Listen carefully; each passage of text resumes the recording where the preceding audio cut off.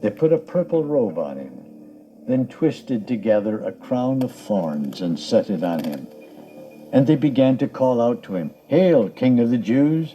Again and again they struck him on the head with a staff and spit on him. Falling on their knees, they paid homage to him. And when they had mocked him,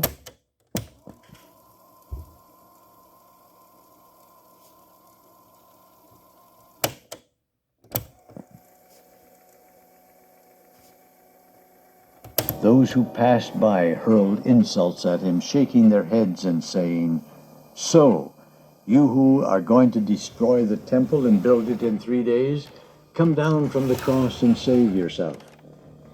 In the same way, the chief priests and the teachers of the law mocked him among themselves. "He saved others," they said, "but he can't save himself.